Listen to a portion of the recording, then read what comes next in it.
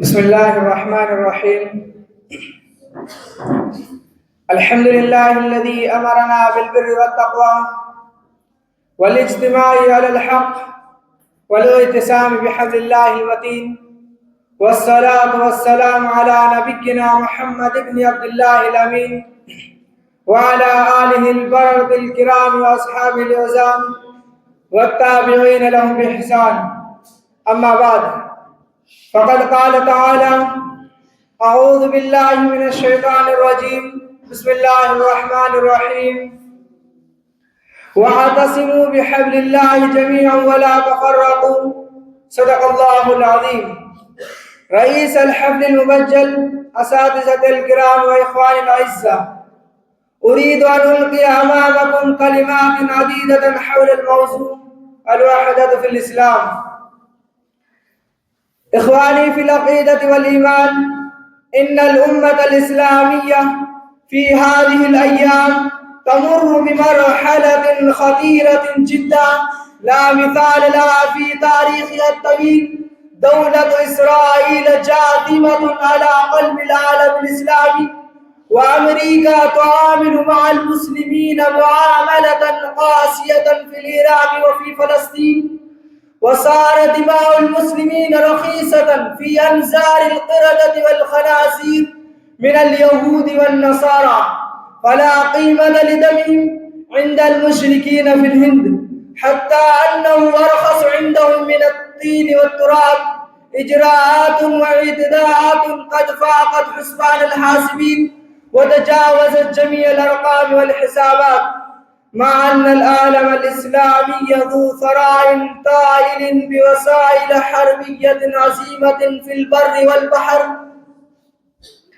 نعم، الأجهزة الزخمة موجودة عندهم، وحدود السلطة لملوك المسلمين متسعة في أنحاء العالم، ولكن مع أسف شديد نحن نرى مع كل ذلك أن جميع الأمة في ذلة وهوان واستكانة وضعف وقلق واضطراب، لا وزن لها في سياسة العالم ولا قيمة لها في أنظار الناس.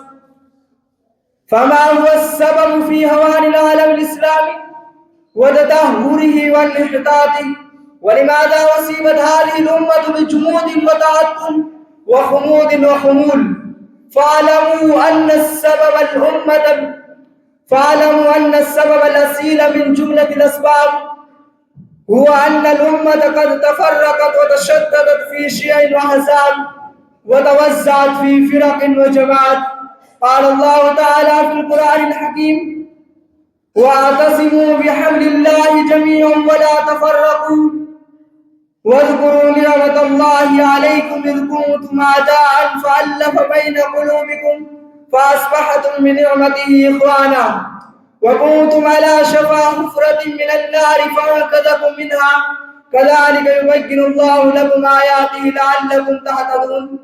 فبالجملة أن الوحدة والاجتماعية مفتاح كل بركة وسعادة ومغلاق كل شر وبلاء، فإذا كانت الأمة وزعت العلو والكمال نصب عينيها فعلى جميع أفرادها الاتحاد والاتفاق فيما بينهم، لأن النزاع والشقاق والفرقة والخلاف يؤدي إلى التلف والزياء والتخلف والانهزام في مزمار الحياة. وقال تعالى: ولا تنازعوا فتفشلوا وتذهب ريحكم واصبروا إن الله مع الصابرين. أكتفي بهذه الكلمات.